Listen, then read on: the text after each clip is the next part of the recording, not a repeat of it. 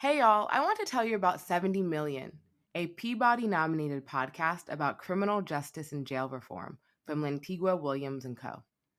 Each week, starting September 14th, a team of reporters around the country chronicles how communities are enacting criminal justice reform in their neighborhoods, from the bail system and racialized policing to the school to prison pipeline and the spread of COVID in jails. This show gets right to the heart of the social upheaval we're experiencing and how communities all over the US are taking action. Listen now at 70millionpod.com or search 70 Million in your podcast app. You're listening to NATAL. You're listening to NATAL. You are listening to NATAL. You're listening to NATAL, a podcast about having a baby. Having a baby. Having a baby while Black. My name is Micah, and this is my natal story. My name is Kenya, and this is my natal story. My name is Shelly, and this is my natal story. Hi, my name is Cambrisha, and this is my natal story. Hi. So guess what, Liz? I am actually telling a story about you and about when I found out I was pregnant with you and when I decided to go to a hospital. I'm Martina Abraham Zalunga. And I'm Gabrielle Horton. Welcome back to NATAL. Now, we know what you're probably thinking. Where did you all go? Is this the new season? And well, we've got some answers. Season 1 of NATAL grew beyond our wildest dreams. And many of you might know that towards the end of our first season, we hosted the NATAL Summit. Co-sponsored by Black Mamas Matter Alliance and Stork, the summit was a one-day virtual event that explored the future of care for Black birthing parents in the U.S. AKA our way of bringing everybody, including over 550 registered attendees, together. So if you attended, shared it with a friend, or made a donation, we just want to say thank you again. It was really a great event, so thanks so much. And as our team prepares for season 2, whoop whoop, we wanted to make the summit conversations available to all of you here on our podcast. So over the next 4 weeks, you'll get a chance to hear from the parents, medical providers, birth workers, production team, and advocates around the country who joined us for that amazing day. Advocates like Congresswoman Alma Adams of North Carolina, who worked alongside Vice President-elect Kamala Harris, Congresswoman Lauren Adams of Illinois, and other lawmakers to author the Black Maternal Momnibus Act of 2020, which, as you may know, we covered in our Season 1 finale.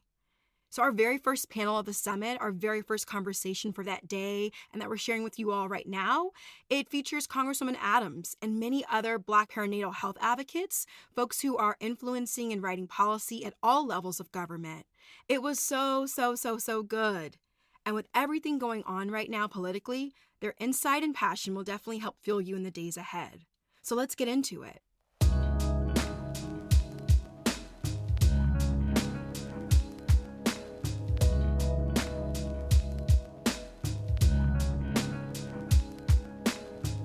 Welcome, everyone. We've got over 230 participants or attendees here with us this morning, this afternoon, wherever you're calling from or calling into. This session are birth equity advocates. I know you all have the full shebang in your schedule, and they'll be dropping this also in the chat function on Zoom, so you can also see the full details. But this session is all about birth equity advocates, thinking about the leaders from the nonprofit sector, tech, and government, and how they're advancing public narratives alongside effective data-informed public policies that result in better health outcomes for Black birthing parents. So with us today, let's see, we've got such an amazing roster. So Congresswoman Alma Adams of North Carolina, she is the co-founder of the Black Maternal Health Caucus, which if you don't know what it is, I need you to also Google this as you watch this because you just need to know. It is a phenomenal caucus with over 100 bipartisan members on the Hill, and they're all about thinking about how to fill in these legislative gaps that provides care and funding to those on the ground, helping to improve these outcomes for Black moms. And we're gonna get into that work very soon. We're also joined by Jamil Fields Alsbrook, the Director of Women's Health and Rights at the Center for American Progress. She oversees a phenomenal portfolio that thinks about policy development and strategic planning, not just related to sort of maternal health, but women's health and rights overall. So we'll get into what she's thinking about and how she's leading her team around the research angle, which I think will be really interesting because I saw a few questions coming in about collecting data. So hopefully we can get to some of those. Charles Johnson is our lone man today on part of the NATAL Summit, but it's good that you are here with us, Charles. If you don't know, Charles is the founder of For Kira for Moms, an organization he started after the tragic loss of his wife, Kira Johnson, who died during childbirth, right, a C-section, giving birth to their second son, right? Turning that pain and that grief into policy movement and movement building is some of the work that Charles will be able to talk to us about today, because he's doing some incredible work with actually a few people who are on the screen. And last but not least is Kimberly Sills Hours, the founder of the Earth app. Kimberly is a maternal health strategist, and through this new app and thinking about technology, Earth is helping folks to think about how they can identify hospitals and physicians that have strong ratings that care for and center Black women and birthing people. And so it's a really cool technological app that we'll be able to get into a little bit as well.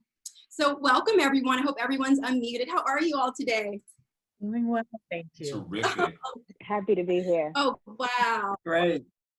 Oh, well, I'm Good to be here. It's good to see you again. Congresswoman Adams is going to be on our season finale, so this is our second time doing this Zoom thing. But maybe let's start with something that's a little bit natal focused, but I think it relates to each of you all's work. I would love for each of you to kind of briefly share a little bit how storytelling plays in your advocacy work, because I know that you all are at different sectors doing this work coming from different angles. But how have you seen storytelling applied really well in your work, and how have you seen it misapplied? And maybe we want to kick it off to Charles. You want to start just thinking about Kira's story, right? Something that you're living and breathing every day to fuel your work. Absolutely. So thank you so much for that question. And it truly is an honor to be here and to be the lone man as part of the summit. It really is an honor. Thank you for having me. So, and to be on this panel with these wonderful dynamic sheroes, it's such an honor. And so for me, I think that's such a wonderful question. And what I've seen personally is that the storytelling has been so important to humanize this issue. And I think that particularly with Kira's story is that for some people had been sharing statistics, and the statistics about what's happening in the maternal mortality crisis, and then even more so disproportionately happening to our Black women is scary, but they're statistics. But once we begin to share specific stories and humanize this issue for people and let people know and understand that these women and these earth angels that we are losing are so much more than just statistics. They are mothers, they are sisters, they are vital parts of the community that have so much to give and who are being snatched from these families prematurely. And I think that that's where we were really able to see a turn in the tide and people to be able to focus on this as not a women's issue, not a women's health issue, not a Black issue, but what it truly is, the issue of birth justice and birth equity is a human rights issue. And I believe that's really what the stories do for the issue. I love that. And Congresswoman Adams, I would love to hear your reflections in this little sneak peek to our season finale, because, you know, kind of similar to Charles, you have a personal story too that fuels your work as well. I remember you sharing with me a bit about your own daughter and your granddaughter, Jocelyn. And I just think, I'll be honest, and I can't wait for you to share this with people here if you're comfortable, but thinking about how these personal stories are affecting you, right? Even as a Congresswoman, and how it impacts your work. Can you talk to us about the role of storytelling and leading the work that you are doing on the Hill? Well, thank you, Gabrielle. Thank you for that introduction early. It's great to see all of you. And Charles, it's good to see you again. Always a pleasure. You know, I think storytelling is really important. And of course, I have to look outside in terms of the work that I do as an artist. You know, we are storytellers, but I think it's really important for folks to understand what's going on. A lot of times, members of Congress don't know. If you haven't experienced it, you don't know. So I think it's great to be able to raise this awareness, to educate my colleagues, and to shine a spotlight on this crisis. Now, birth equity, of course, has been the core of our work. And as a member of Congress, telling and listening to meaningful stories helps us to do the work that we do. It has a major influence on our work. My daughter's birthing experience was difficult, and that's really what opened my eyes to the shocking outcomes that Black women face in the healthcare system. So my granddaughter was premature. It was a C-section. It was a very difficult birth. My daughter almost died, and Jocelyn is now 14, and she's taller than I am. And so that's a story that you want to tell, not the story that Charles has to tell. But I think we have to be mindful of all that's going on. And it's been really deeply impactful, particularly as I hear Kira's story and Charles's beautiful wife, who we tragically lost. So I believe that it's Kira's story that's responsible for the historic passage of the Preventing Maternal Deaths Act that was passed in 2018. So I think we need to continue to do that because I think it does, as he said, it puts a human face on the issue. I agree. Kimberly and Jamil, kind of piggybacking on that, but I got a new question for you all, right? Because I'm thinking about Jamil, your work at the Center for American Progress. Kimberly, I know you've been deep in this work for some years, and also just recently developing the Earth app as well. So when you are hearing, right, these stories, whether it's your own loved ones or in the news, how are you all thinking about this disconnect? And I'm kind of asking about, having myself worked in like government bureaucracy and then also working on the ground, it can sometimes be easily to be disconnected from what's happening on the ground and then what's happening like in the boardroom or sort of like what's happening in your office setting. So how are you all thinking about these real life stories and real life experiences as you all are kind of doing this very high level work, if you will? How are you trying to sort of kind of fill in that gap, if you will, and make sure it's not such a disconnected, space between those where you are and those who are living this on the ground, right, in local communities? So everyone wants to start first. I can start first. Well, first of all, as a journalist by trade, right, storytelling has been my work for 30 years, right, and senior editor at Essence, Fortune magazine, newspapers in England. Storytelling is literally the craft of my trade. And so I bring that to the work that I do at Earth because essentially it's a platform to share experiences, but we need to think about collective strategies and not just having disparate strategies. And so this also was part of how we address the disconnect. What are the ways that we take the stories in communities where I've worked in Detroit and Birmingham, Alabama, Jackson, Mississippi, and Philadelphia, and many of the cities where I've led projects across this country, and lift that up. And so many times it is an opportunities where someone like Representative Adams would be hosting a session, right? How do we create a literal system for those stories to lift up, not just when they're able to attract media attention, but that everybody is aware that, that there are unfortunately 1,000 Kiras, right? And 1,000 Shayajas and Ambers, right? And so how do we make sure that it's not about, these extraordinary people, but also that we're lifting up the everyday stories in our communities and creating mechanisms for our representatives to hear that on a regular basis. So to the points made, they can be continually, humanized in this process and more rooted in the community experience. I love hearing that. Jamil, what are your thoughts on this? Because I love the work y'all are doing at CAP. So can you tell us a little bit how you're thinking about this? Sure. But, before even getting to the work point, like many of you all, we all get into this work because it's personal for us. I do not have any children to my mother's chagrin, but that's a whole nother story. But, getting into doing public health and reproductive justice work, it has been because of the barriers I've experienced in care, barriers I've seen my friends and family experience, including those who are mothers. And so first, just even coming into this work, sort of carry that with me, carry that knowledge with me sometimes when I'm doing things that can feel, like you said, very disconnected to sort of the real world. I'm here in DC as well, and that can also seem like you're in a very bubble. So I often try to remember, I'm a Missouri girl from Missouri, remember those sort of stories I've heard and seen and experienced at home. But in the work setting, I think it shows up from two different angles. First there is the angle of, again, you hear these, I hear stories of work like the work that you all do at NATAL and work that others do. And sometimes that might encourage me to act. So, CAP, we do a lot of research and analysis, putting out very wonky reports and trying to develop policy recommendations to help inform the conversation and inform lawmaking.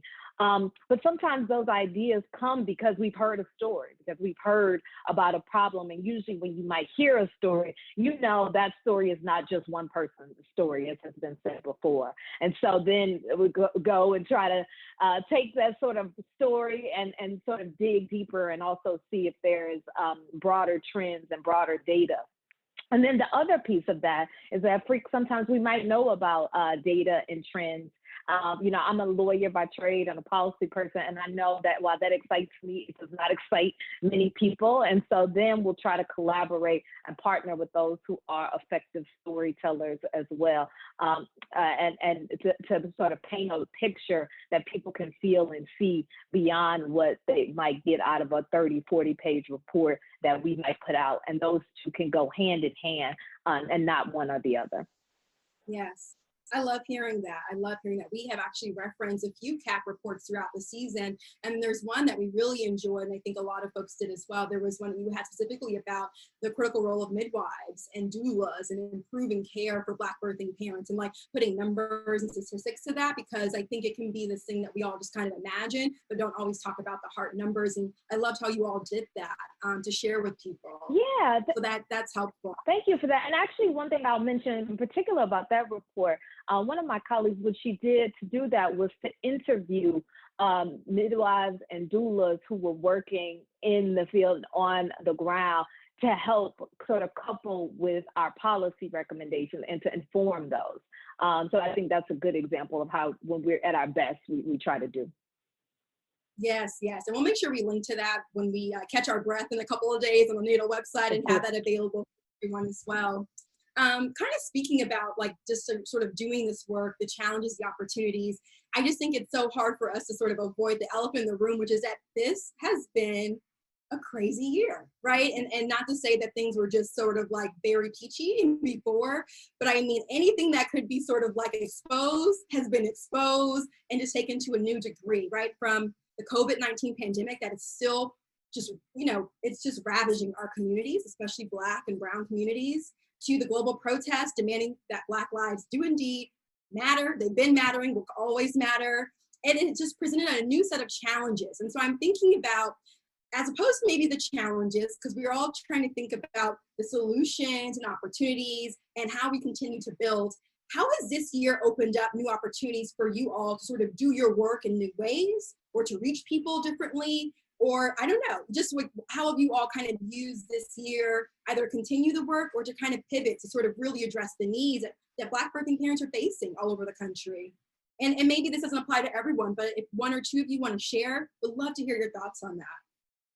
Well, we've had a significant pivot at Earth because we had planned to be on the ground in 3 cities collecting reviews to see the app before it launches in the fall. Yes. And we were literally 1 week before Sacramento when the pandemic started closing things down, and we had to completely shut down everything that we were, had planned out, everything that was specific to our funding. And so it was a time of, sheer shock, awe, and, while I'm trying to get my daughter home from Spelman, I have a young Black boy in my home, so I think that the compounding of things, right, the ways that our work changed, but then the ways our personal lives were also being challenged has kind of created this general malaise. And so what we've had to do was pivot to online. We're capturing our reviews in our key cities online, and made some other changes, working more with community partners, but somehow still getting the work done. And we also felt compelled to lean into the moment by creating a special campaign that we fundraised for to just capture COVID-19 experiences of birth and prenatal and postpartum, because we know, as you mentioned, this pandemic has only exacerbated the disparities and the poor care that we were already receiving. And so now we are creating a, by Black women, for Black women space to capture those experiences for those who have given birth during the pandemic. So we were excited about that campaign going on now as well. I love the pivot. I love the pivot. I think Charles and Congresswoman Adams, I'd love to hear from you all because, y'all been kind of busy this year, the Momnibus Act, right? And so I to hear how you all, right, obviously it's not so COVID related, but it's happening this year and it has a huge impact. And so would love to hear how you all are thinking about the legislative work that you all have been doing, and talk a little bit more about the Omnibus Act of 2020 as well, and you all working together. Like, let us know what that has been like. Well, let me first of all say that we indeed, I think, have gotten to the point now where we're continuing to say and stress that Black mamas matter. We have a tremendous opportunity, I think, in Congress to pursue transformational structural change, because the system is not working for so many people, especially women and minorities. So we know that the research tells us that this stress of racism and sexism undermines our health as Black women, making us more vulnerable. I know I talk a lot about the Momnibus, but let me just say that it has been a wonderful opportunity for us to bridge this gap and to work with all of our partners in Congress who've been working on issues that are related to Black women's health. And so we have 9 bills. I think the term is really appropriate in terms of Momnibus. So Senator Harris, who is our new VP, I'm going to call it, but she's been real vocal in this work. And one of the things that we know we have to do is not only work across the aisle, but we've got to work across the chambers. And so she has been really great in terms of doing, filing legislation that we file maybe in the House so that we can kind of have this. So it's been a revelation, but I do believe that people are paying attention, and legislatively, we have some movement coming along on this issue right now. Yes, absolutely. And Charles, what has your involvement been? Because one of the bills, right, very involved. Can you talk to us a little bit about that and what it was like to work with, I don't know if this is your day-to-day, you're just working with congressional members, but maybe give folks a bit of an insight on like what that has been like working with Congresswoman Adams' office and the caucus as a whole to move.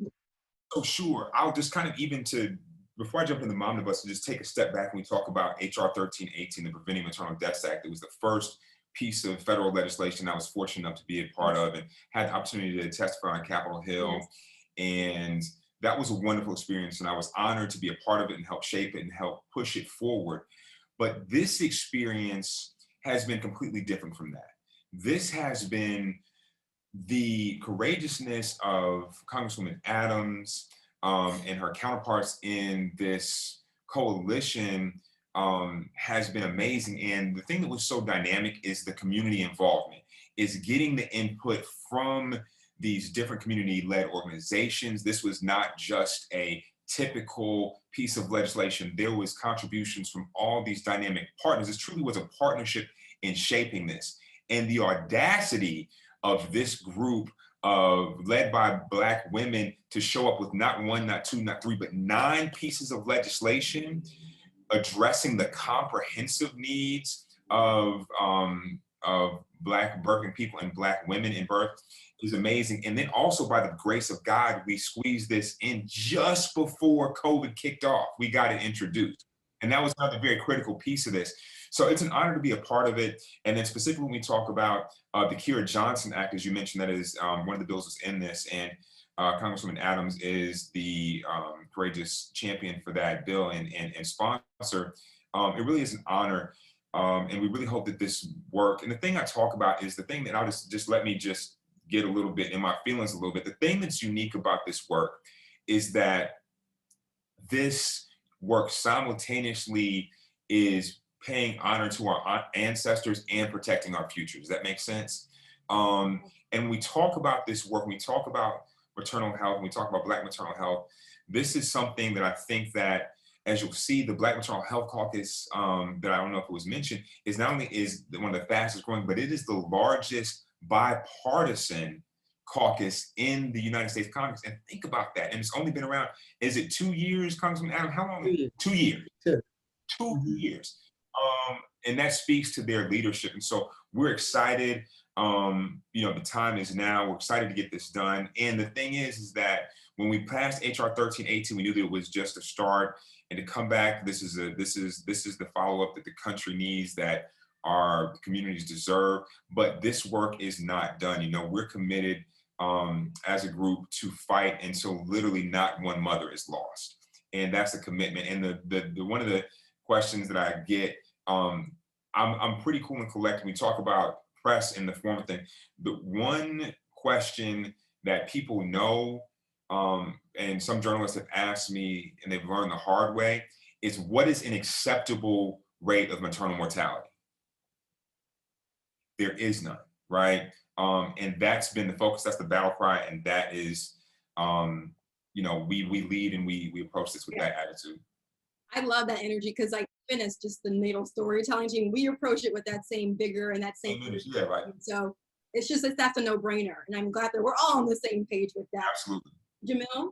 Yeah, I was just going to chime in and just again give the Congresswoman praise along with many of the other members who worked on that bill, because one thing that's so beautiful about it as a person who loves policy is the comprehensiveness of it, covering everything from coverage to delivery system reform to funding for organizations to addressing social determinants of health. It's important to remember that the underlying driving force of this problem is race. And that has cut across many sectors and multiple factors. So one small response would not do. And luckily, the Congresswoman and others recognize that because the problem is comprehensive, the response also has to be comprehensive. And, getting back to your earlier question about the opportunities that might be presented or what has changed with COVID, as much devastation as the pandemic has caused, one thing that has been sort of a silver lining is that a lot of the work that we sort of do in health policy has been around convincing people first that there is a problem. And that applies to maternal health and applies to a number of other things around our healthcare system being broken that I don't have to tell, Black people in America, we know that just from experiences that the bias that can be experienced and other things. And now that has been exposed and we don't have to know, we don't need to convince anymore. It's more so like, okay, we need to rebuild. We need to push forward the work. We're beyond knowing there's a problem. What can we do for a solution?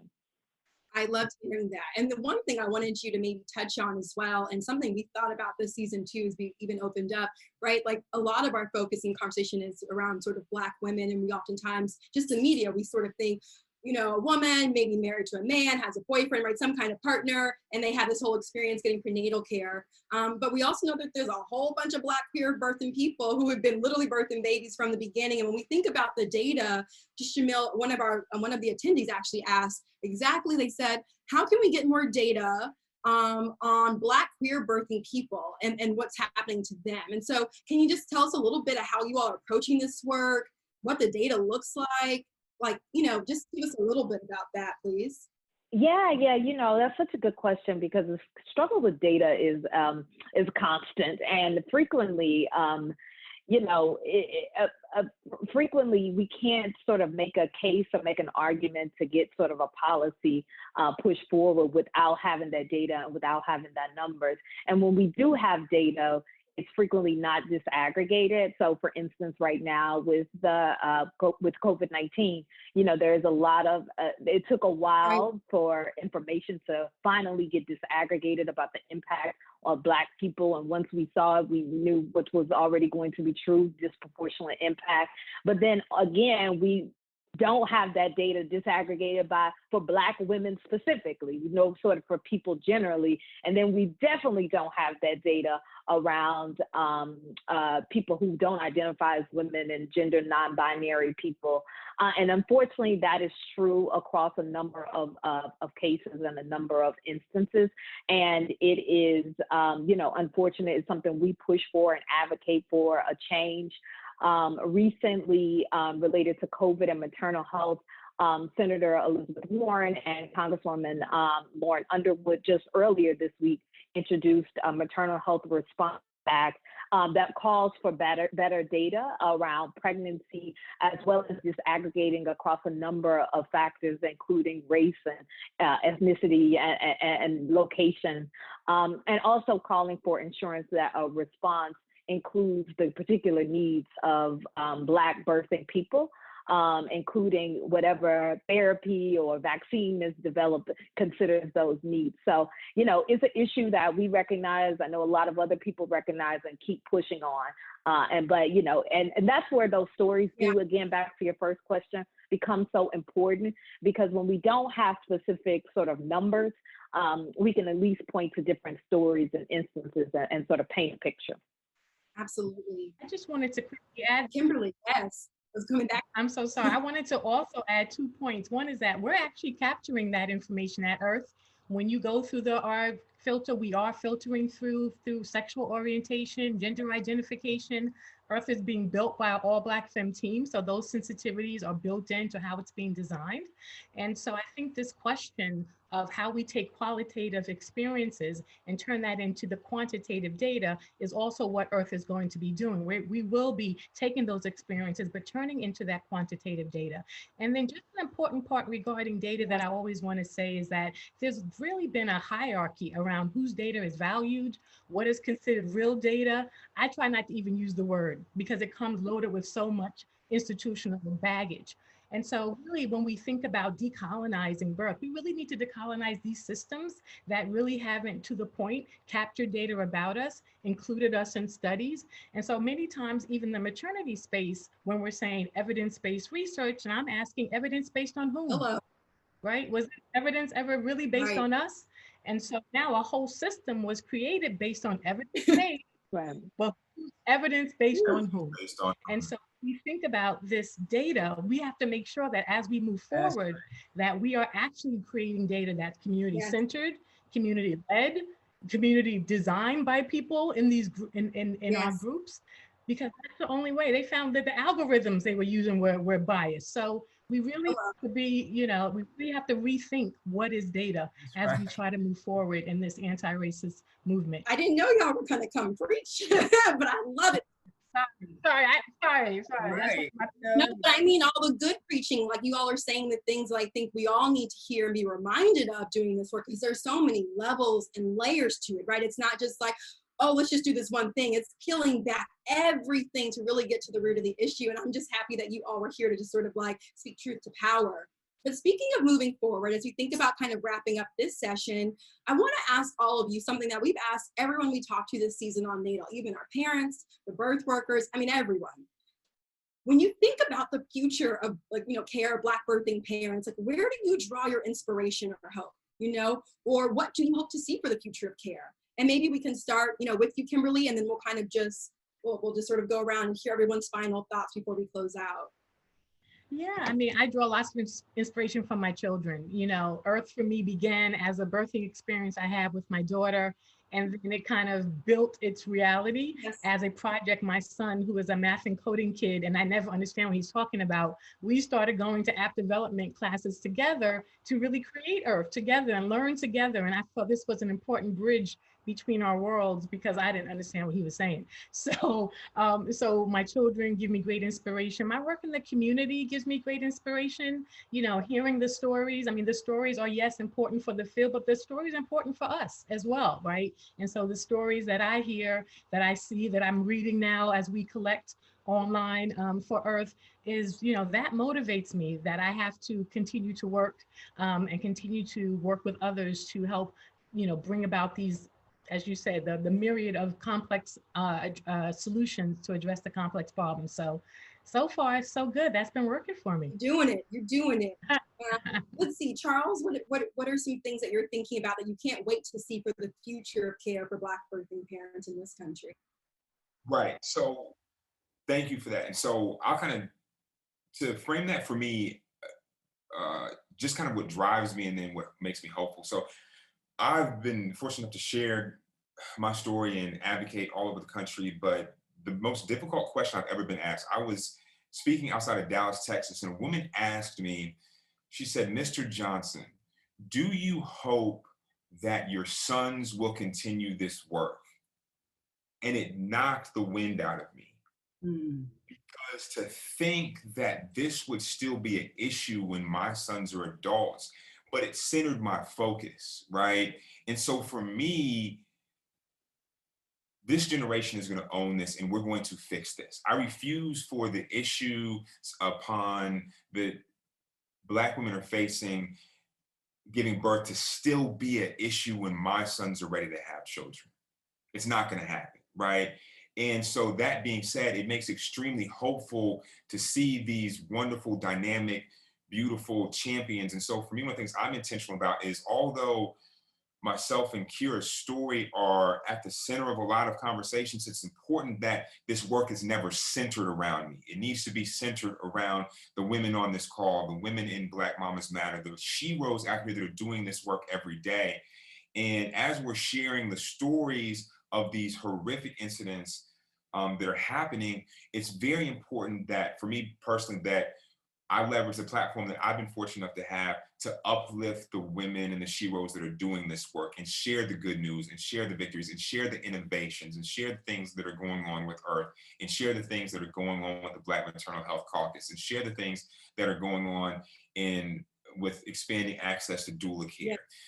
Because people can't just be hopeless. They have to be inspired and understand that there are people who are working every single day and have dedicated their lives to making our country and our world safer for women of color. I love that answer. I think a lot of people in the chats are saying, I see a yes, Charles. I see a feeling what you're saying. And I think it's so powerful.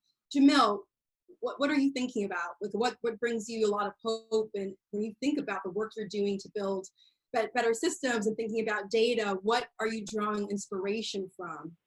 Yeah, been doing policy work for quite a bit of time now. And, one thing I perhaps thought I would never see, and that I'm always inspired to when I get to be a part of groups like this, is how much Black women and Black people are leading sort of the work and pushing the narrative.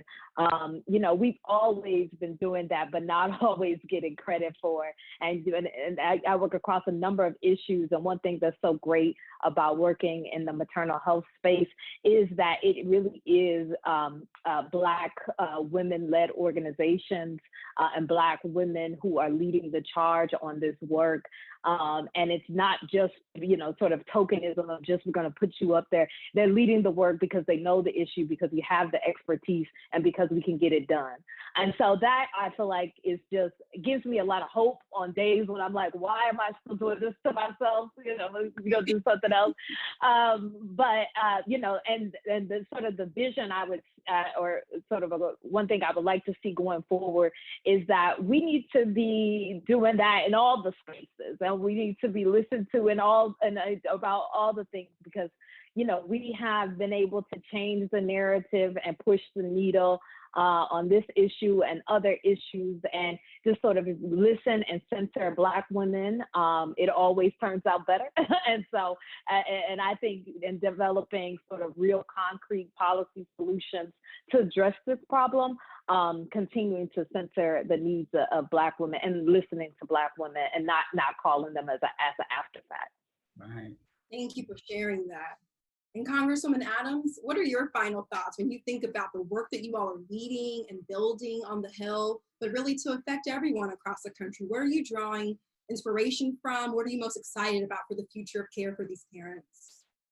Well, I kind of go back to Charles's comments because I'm inspired by young persons like each of you on this call, and particularly Charles, who is advocating, not, as he said, not just on behalf of Kira, but all Black women. I think that the commitment that each of your organizations have shown to this work gives me a lot of hope and encouragement to continue fighting. It's kind of like being in church and you get an amen from, the preacher always wants an amen.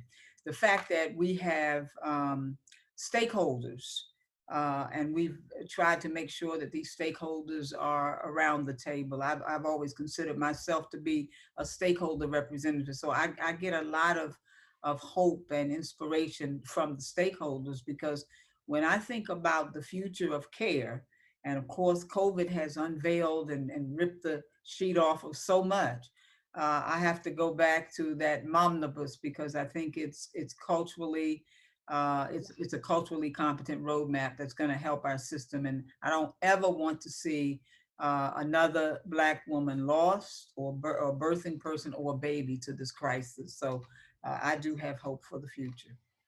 Well, thank you, Congresswoman Adams, Jamil Fields Alsbrook, Charles Johnson, Kimberly Sills Allers. Thank you all for your time here with us today, but for your incredible work and advocacy. It continues to inspire our NATAL team. It's very clear that you are moving the folks that are here with us today as attendees, and we just can't wait to continue to be in community with you all as we kind of continue fighting, right? And so thank you for joining us today. We really appreciate it. Thank you for having us. Thank you, Gabrielle. Thank you. See you all soon. Good work. Thank you. Thank you. Bye, Charles. Bye, everybody. Bye, everybody. Bye. Thank you, everyone. Thank you.